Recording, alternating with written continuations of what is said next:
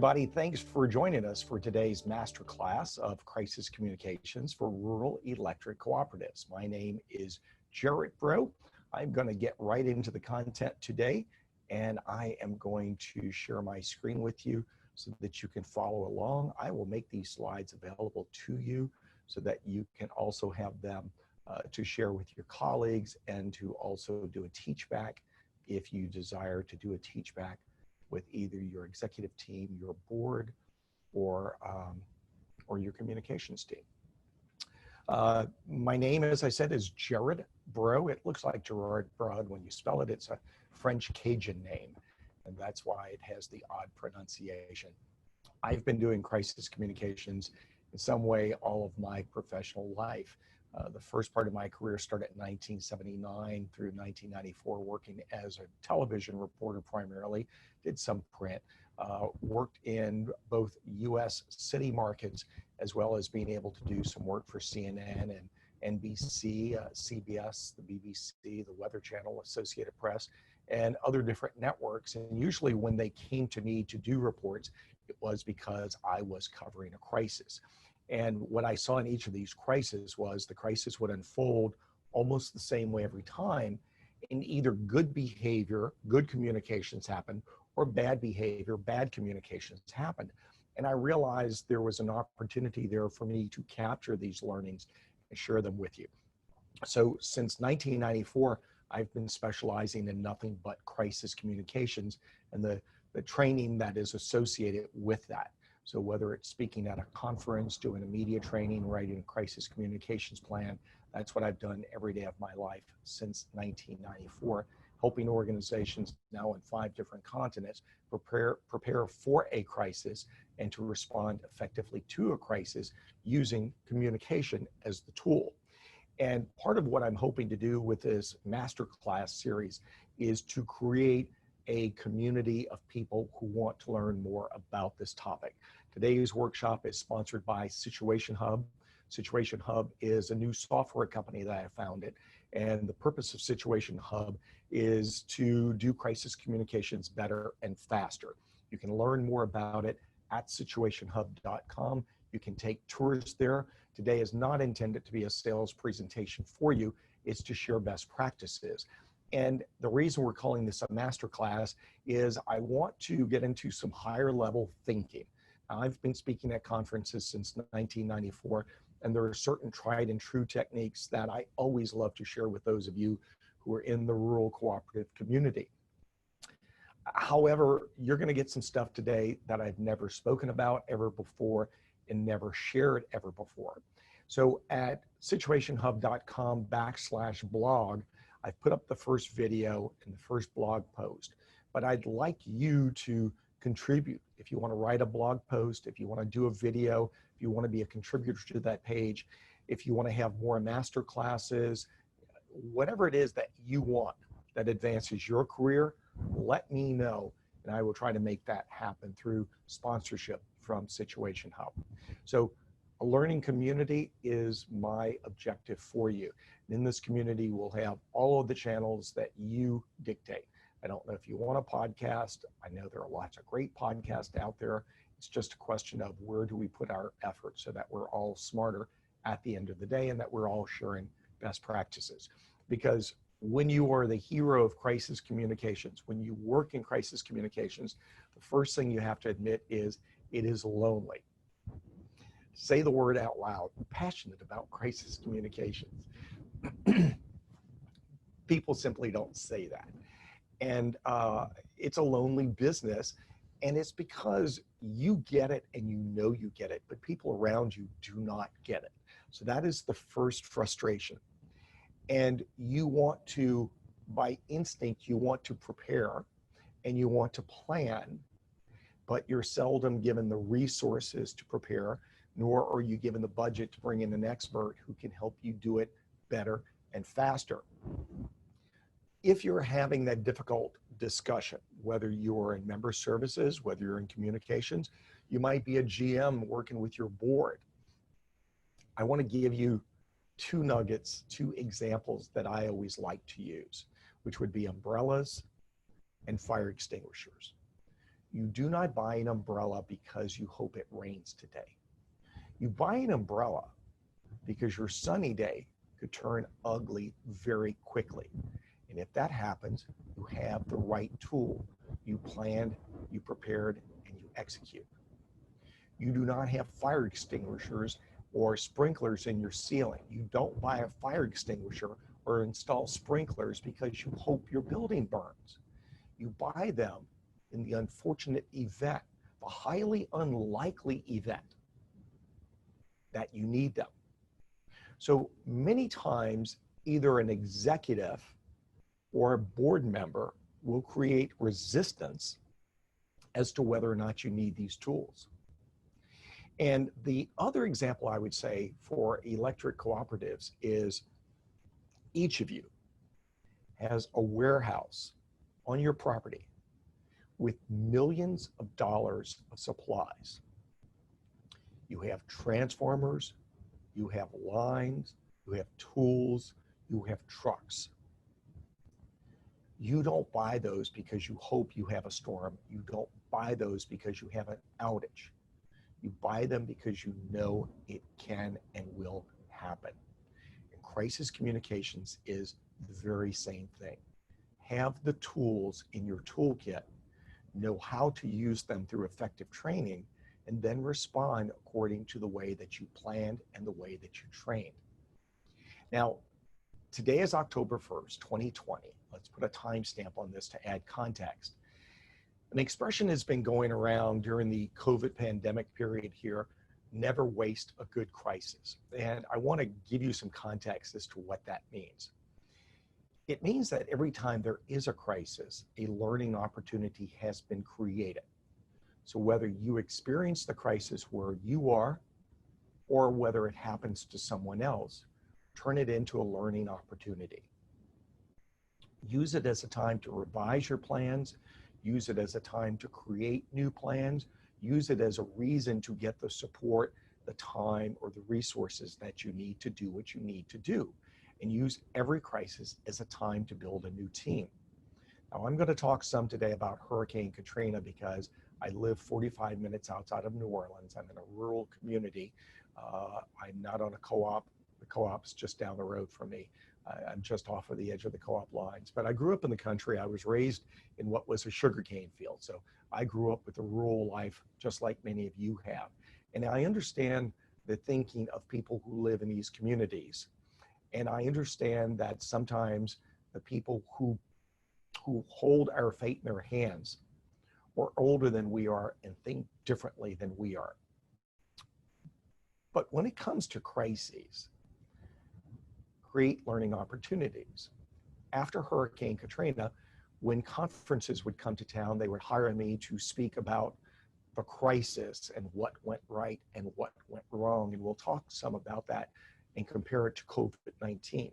But I would often charter 2 and 3 and 4 buses and put 50 people on every bus and drive them into the disaster zone and spend 4, 5, 6 hours in the disaster zone teaching them lessons of what went right and what went wrong.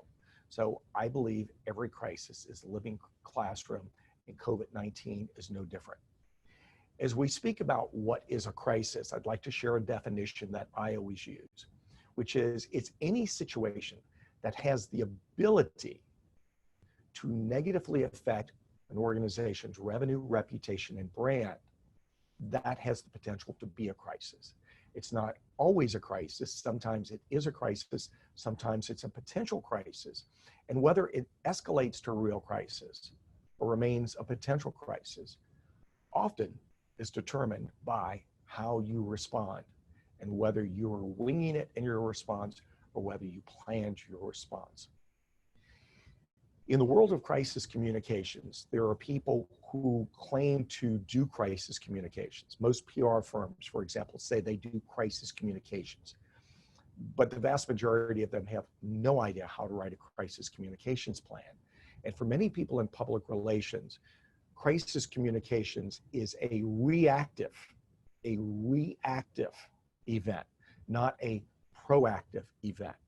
And what I'm an advocate of is that which is proactive. doing it before we need it, in case we need it. Reactive is publicity and PR. I always refer to it as putting lipstick on the pig. You can't make the pig look prettier just because you put lipstick on it. You can't explain away a crisis that happened because someone did something intentionally wrong. You can't explain away a crisis that you could have prevented, but that the organization failed to do. So on the proactive side of things, it's all about the planning and the preparation and prevention. And we're going to talk in a minute about steps to take in your planning, and one of those is a vulnerability assessment. And we'll talk further at that time about how identifying certain crises has the ability for you to build an infrastructure that actually eliminates the crisis. But if you can't eliminate it, but you've identified it as a potential crisis, it then allows you to mitigate the effect if you respond quickly and if you communicate properly. A huge part of crisis communications should be about managing expectations and manipulating behavior. And when I use the word manipulation, I don't mean this in a negative, pejorative way. I mean manipulation as in your communications has the ability to modify people's behavior. You actually have the ability to move people out of harm's way if you use effective crisis communications, because you're able to not only mitigate the crisis at hand, but you can mitigate what I would call a cascading crisis. And I'm going to give you some examples of that. Weather events are a perfect example where days before the event, you know the potential is there for a snowstorm, for a blizzard, for a derecho, for tornadoes, for hurricanes, tropical storms, for potential flooding, whether it's coastal flooding or flash flooding. The Weather Service is good enough that they can't be exact, but they can give you a pretty decent window. And an effective part of crisis communications and an effective strategy is to start communicating 2, 3, 4, 5 days out. And a huge part of what you have to communicate in order to modify people's behavior is not necessarily the danger they face, because many of these crises will not kill a person. But what it will do is it will make their life miserable. If a hurricane hits along the Gulf Coast or the East Coast, you could be without power for 2, 3, 4 weeks. It really depends on whether the GNT loses their transmission lines going to your distribution network. But even your distribution network, you know, I've seen entire co-ops wiped out, and it takes 14 to 21 days before power is restored to everyone who can receive that power.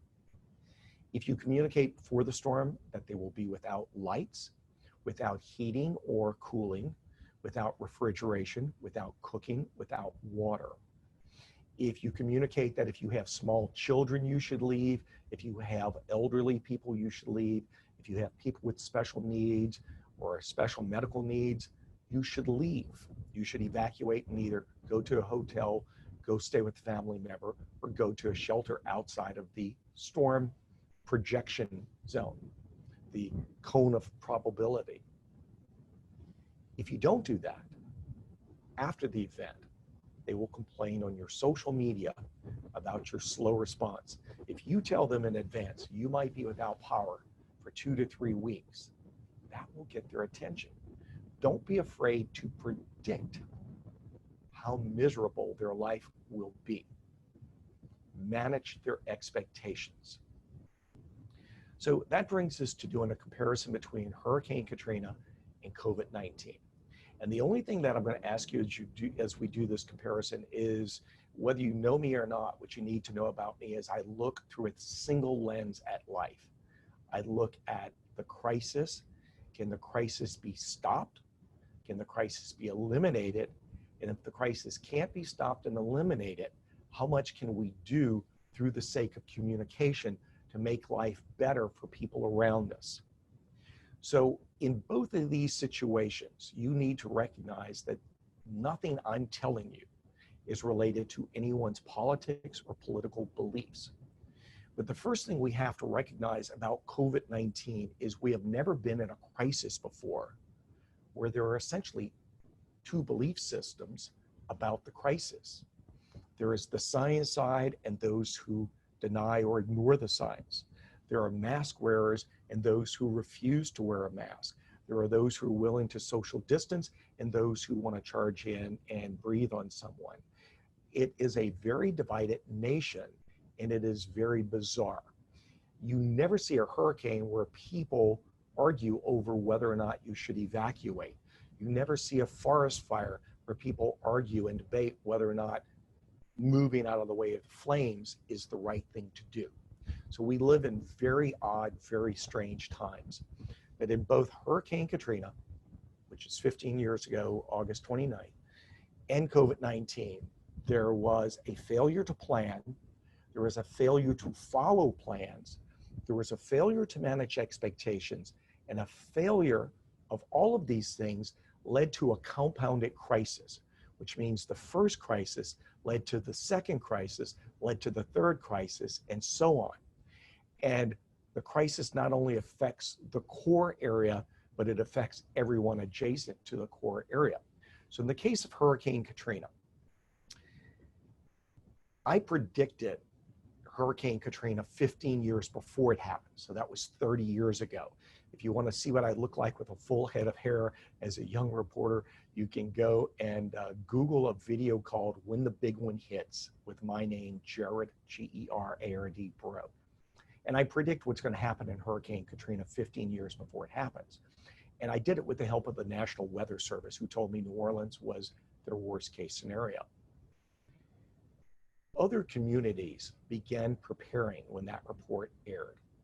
And over 15 years, they put systems in place and plans in place that were both emergency operations plans, disaster recovery plans, crisis communications plans, and a variety of other plans. And when word came of how catastrophic the storm was going to be, the communities around New Orleans began putting their emergency plans in place with activities happening at 72 hours, 64 hours, 48 hours, 36 hours, 24 hours, 12 hours. Like clockwork, evacuations were taking place, people were leaving town. Not Orleans Parish, not New Orleans proper. Two things come into play as we talk about the mayor and Katrina, and we talk about COVID-19. The personality behavior of the leader is critical. People listen to a leader. If a leader tells you don't do something, people tend not to do it. If the leader tells you to do something, they can be persuaded to do it. The second thing to know is that a leadership characteristic that leads to failure is when a person is in denial of how bad something could get. And the third factor is you combine the denial with what they say or not say, and a personality type that gets flawed because they look at one impact that could be huge and negative without realizing the cascading effect. So in the case of New Orleans, the mayor didn't put plans in place, or there were some plans, but he ignored them, ignored the advice of his experts, and decided to wing it. And he was also burdened because he was told by his legal team, you know, if you call an evacuation, you're responsible for moving all of the poor, the indigent, the ill, people in hospitals, and all the tourists. You're responsible for them to move them out of town. It's a liability issue. And that's when he choked. Additionally, that could have been predicted. It was predictable, and it could have been planned for, and systems could have been put in place.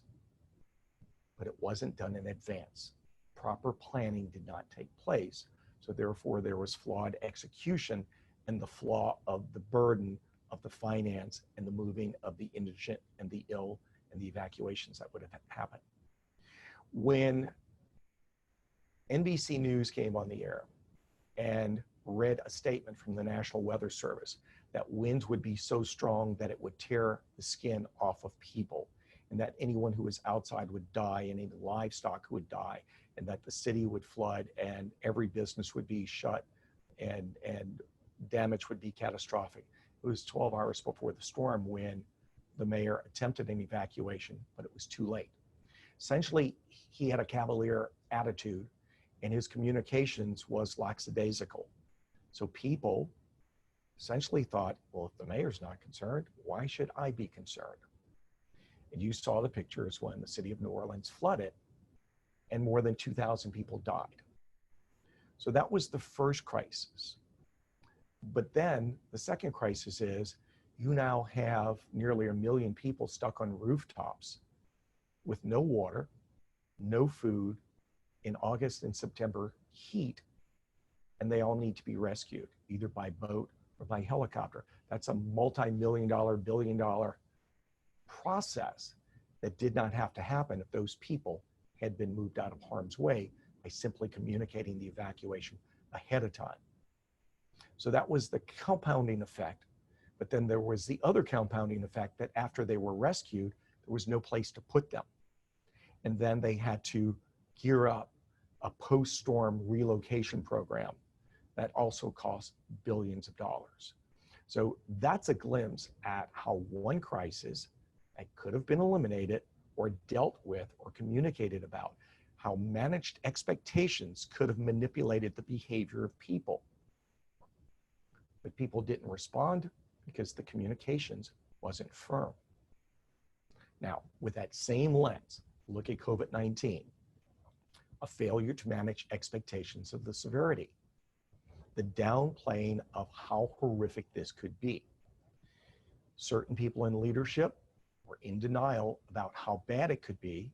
Other people in leadership, like the mayor of New Orleans did, were worried about, well, what's the biggest effect?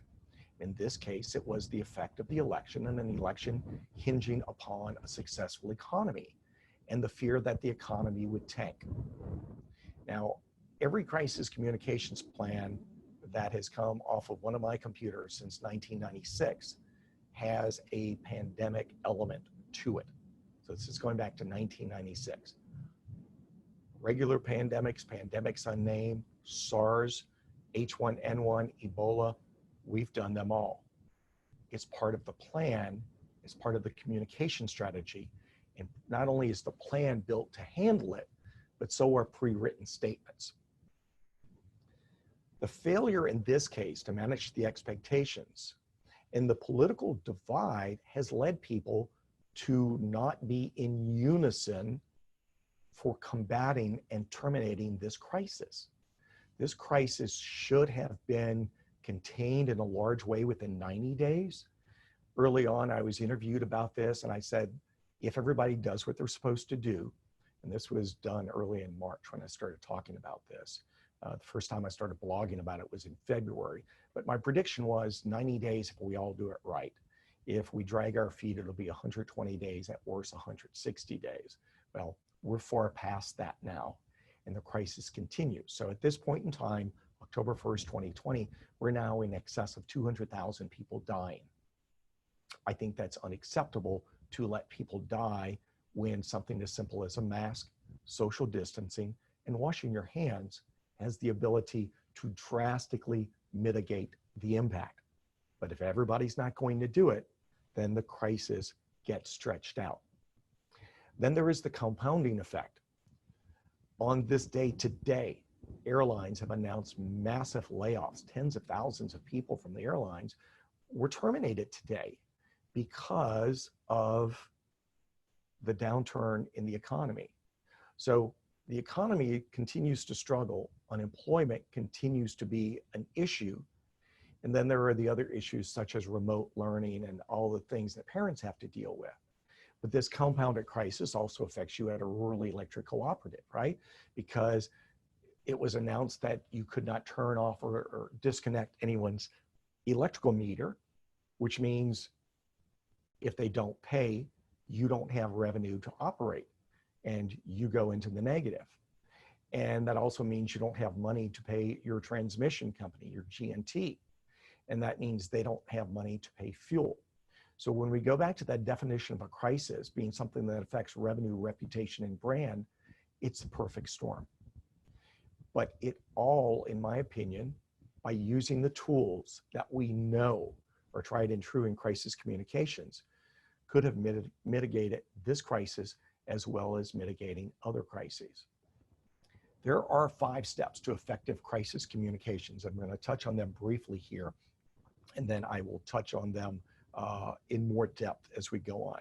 Step 1 is to always do vulnerability assessments. Step 2 is to have a great crisis communications plan. Step 3 is to have a library of pre-written statements, and these are statements that will go to your employees, your members, the media, and anyone else. You must train spokespeople, whether they're talking to the media, talking to members, talking to employees, talking to the community, they need to be trained. Winging it doesn't work. Following the script can be effective depending on the setting. And the 5th stage is having crisis communications drills. So under the idea of vulnerability assessments, if you've never done one, you need to do one immediately. And you need to do them every quarter. If you've done them at least once, add the quarterly, but really at this day and age with COVID-19, you really need to be meeting monthly, possibly even weekly. In your plan, the goal of vulnerability assessments is to identify what could be a crisis, what situations could escalate to the point of crisis. So first, you're going to have the ordinary and predictable. That's all the weather events, all the outages, all the vehicle accidents, the types of crimes that can happen, arrest, injuries, fatalities, IT issues. Those are all ordinary and predictable. Extraordinary might be a hurricane or a tornado or a snowstorm or a weather event, a fire that wipes out your entire system, or an IT hack that shuts down everything, all data in your control room, all customer service, your phones, everything. That would be extraordinary. That's under IT. And a lot of bad things can happen under IT. Then there are the unspoken issues, whether it's abuse, sexual harassment, executive misconduct, the things that certain people know about that haven't been dealt with, those need to go on the list as well.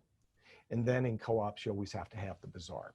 Co-ops never cease. Well, actually, co-ops always surprise me. I try to prepare myself for the very strange things, the very bizarre things that happen in the world of co-ops. I'll give you an example. This is a made up one, but it wouldn't surprise me. Let's say, for example, that it's a co-op in Florida, and Florida has all of these large snakes that have been released by pet owners. So let's say you have a giant snake slithering around in a substation. It crosses 2 wires. It gets energized. It's died. And oh, by the way, earlier that day, it ate a pig, a wild pig out in the swamp. So now you've got this massive dead snake with an undigested pig in him. And I can just see a crew of workers lifting the snake up, putting it around their neck or their shoulders, putting a picture of them on Facebook saying, "We're eating good tonight, snake and pig." That's the kind of crazy stuff that happens. So that goes in the vulnerability assessment. And then the vulnerability assessment needs to look at new and changing. So COVID-19 is new and changing. 5 years ago, social media was new and changing. So you need to do these not just once, but on a really regular basis. If you identify a potential crisis, you have the ability to prevent that crisis from happening. Because sometimes you can look at it and go, we can stop that from ever happening. Let's do that. Or if you can't prevent it, you can plan for the potential crisis, and you'll at least be ready to respond to the crisis. Now, when it comes time to responding, I'm going to caution you now to look for crisis roadblocks. What are things that clog the crisis communications funnel? So crisis communications funnel is a new phrase that I've been using, and I'm going to explain it to you over the next 3 or 4 slides. It goes like this. When something happens, how do you find out about it? And do you find out about it fast enough? I've worked for some very large companies where sometimes it's 2 weeks passes after a crisis has happened, And the communications department only finds out because a reporter just found out and the reporter calls us. So that's always unacceptable.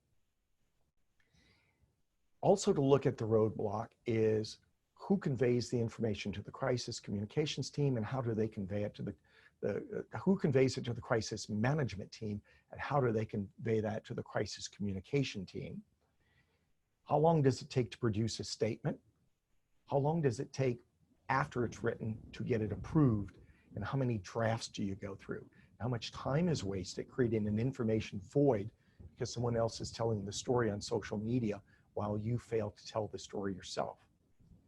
And how long does it finally take to get that statement to stakeholders? So we call this the crisis communications funnel, and what you need to do is see what works and what doesn't work. This is a very complicated diagram, but I'm going to explain it to you simply. At the top tier are all the types of situations that could happen, whether it's a member relations, customer relations issue, whether it's an outage, which would come out of the production manufacturing side of things. Maybe it's a human resources thing, such as embezzlement. No, that would be finance. Finance is next. That would be embezzlement or bribes. Human resources might be an injury, fatality. There are weather and natural disasters. There are CEO and executive issues. There are engineering issues. Social media creates many crises, and IT has its own set of crises. So if it happens at that top tier, on the second tier, who finds out about this first? Who do they tell? And how do they transmit that information? Then in the third tier, once the information has been shared with someone in power, how does that person alert what we will call the executive management team or the crisis management team? And once the crisis management team or the executive management team has it, that's the fourth tier. How and when do they bring in the communications team, which might be either member services or communications and PR? And then how does that organization get the information to the stakeholders, which are always members, employees, media, and anyone else in the community? That is critical for you to analyze that and figure out whether you have clogs in that funnel. Where is the hang up? How do you get from all of this information out to that stream of information that needs to go to the outside world? So your crisis communications plan should outline every step in order to eliminate any funnel clogs. Where you find those clogs, that should help give you directive for your crisis communications plan. When you write your crisis communications plan, keep this in mind. The more specific, the more terrific. I'll say that again. The more specific, the more terrific. What I mean by that is many people create checklists that tell you what to do, but it doesn't say who does it, nor does it give instructions as to how it should be done, nor does it give you a time restraint of how fast you must perform the task. A brilliant plan will say, here's the task that needs to be done in sequential order. Here is who it's assigned to. Here's all of their contact information. These are the precise steps they take to execute it, as well as how fast they have to perform. Now, in every crisis communications plan I've ever written since 1996, it says it has to be done within 1 hour or less of the onset of the crisis. That an outbound statement to the community, to the stakeholders, should happen within 1 hour of the onset of the crisis. The problem is 1 hour is too long by 59 minutes, because as most crises unfold today, someone is there with a cell phone taking pictures and video and posting to social media. So you're already behind the game. You have to figure out in your plan, and you have to figure out with your tools, how can you communicate at the speed of social media? That is your challenge, which means a very narrow window of minutes. So put time limits on your people and be very specific as you develop your plan. I believe that one plan fits all situations because of the repetition of gathering information, confirming information, and disseminating the information. People in incident command, disaster recovery, business continuity They must write a unique plan for every situation, because recovering from that crisis in a logistical way is different each time. But when you're communicating, the pathway is the same every time. What is unique is this third step, the pre-written statement. That is where I place the variables. My goal would be for you to have a library of pre-written statements, something that's on the shelf, that's fill in the blank, multiple choice, that covers a vast majority of what you've identified in your vulnerability assessment. The vulnerability assessment is my roadblock for my library of pre-written news releases. If I provide paper documents for cooperatives, I've already got more than 150 pre-written news releases, and those have been aggregated and accumulated and written with the help of many people over 20 years. It's a vast library that's very deep. In Situation Hub, we've embedded those into the software system, and I think the current version of Situation Hub has about 75 different crisis events, to where you click a button and accept the multiple choice or do the fill in the blank. So it becomes very robust.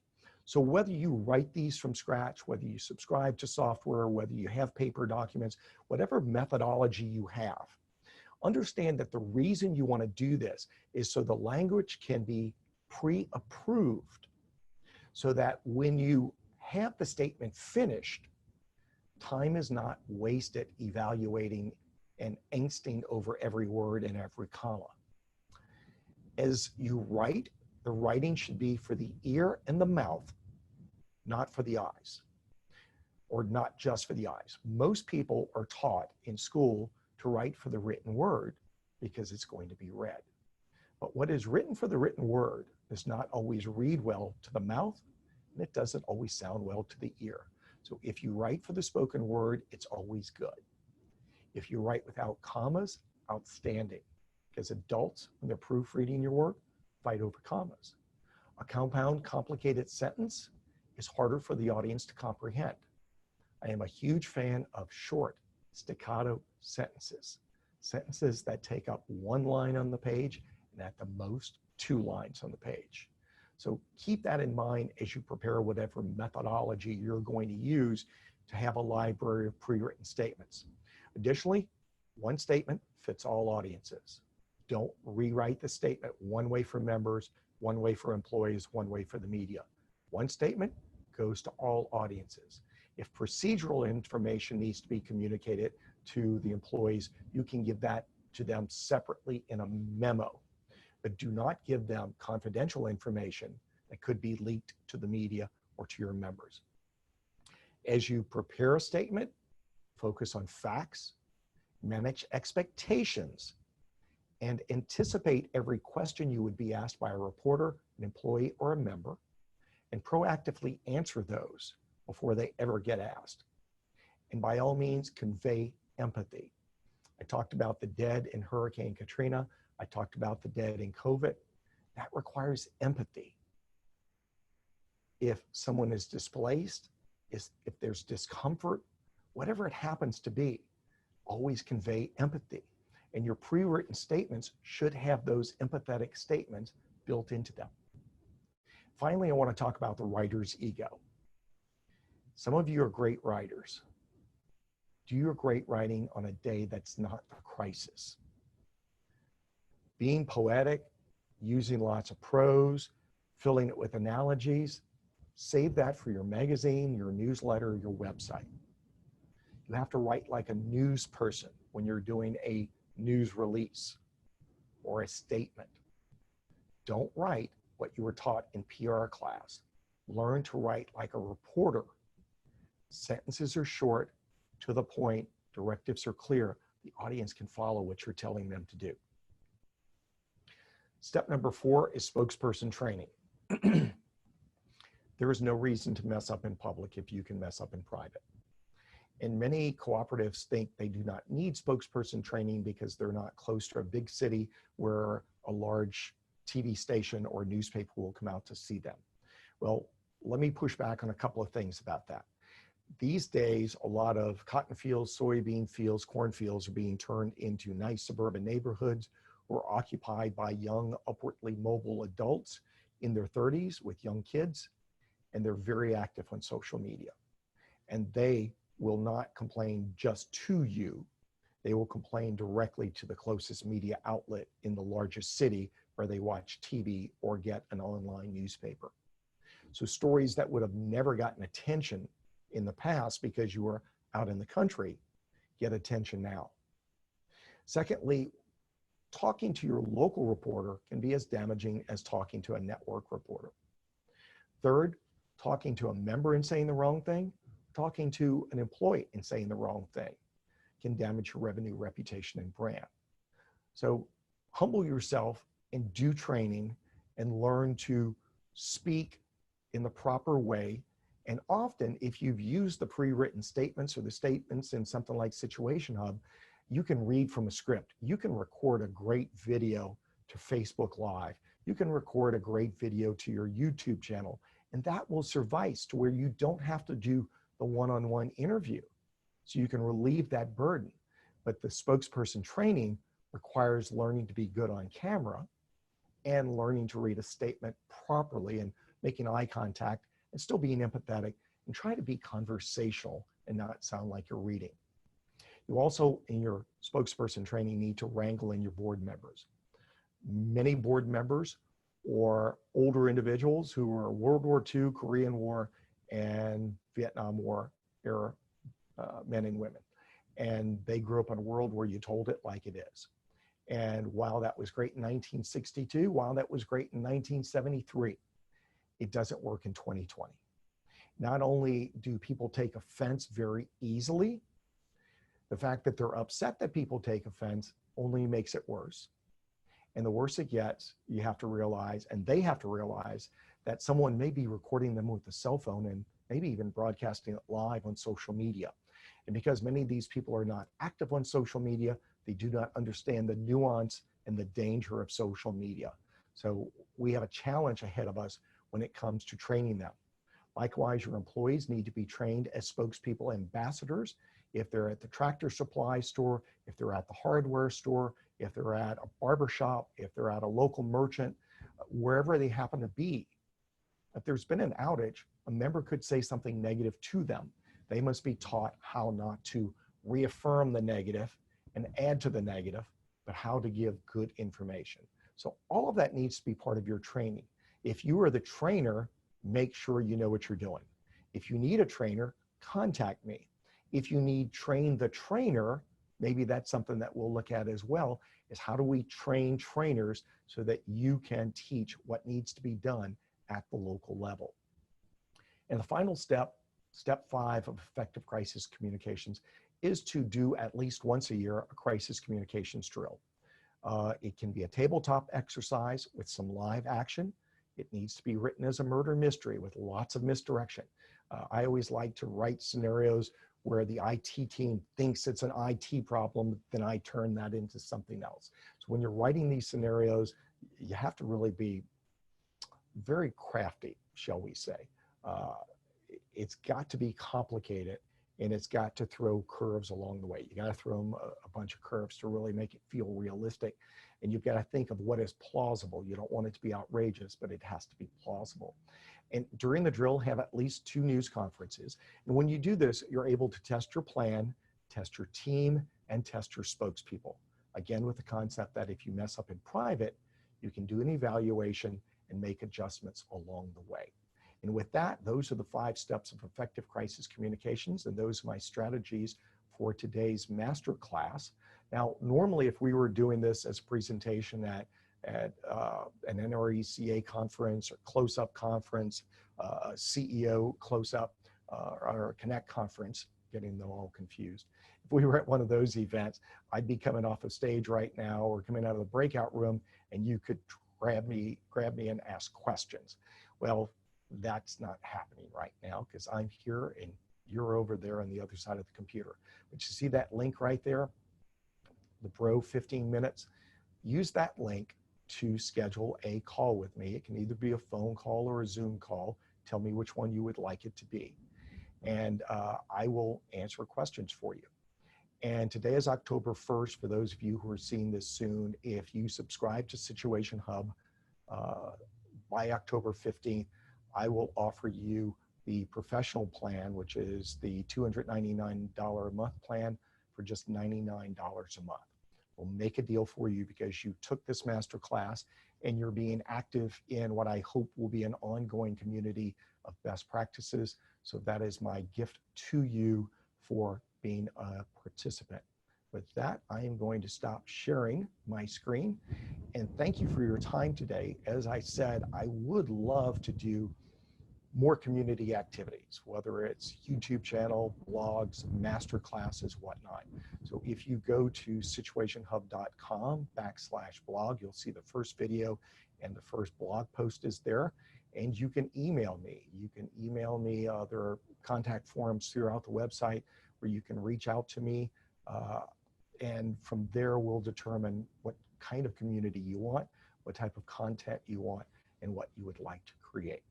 Most importantly, remember going forward that if you wing it, you will crash and burn. If you plan and prepare, you will perform flawlessly. And in this day and age, there's no margin for error. My goal for you is that you build a toolkit that you never need. My goal for you is that you have lots of crisis umbrellas in case you need them. I hope you never use them. But if you work in a cooperative, you know that social media can be a crisis in a heartbeat, that an outage can be a crisis in a heartbeat, that weather can be we're just a heartbeat away from a crisis there. And we know governance is an issue that always needs to be addressed. So you need tools to prepare yourself in the event that your sunny day turns into an ugly day. Thanks for your time and your attention and your participation. I'm Jared Bro. Thanks for being with us today.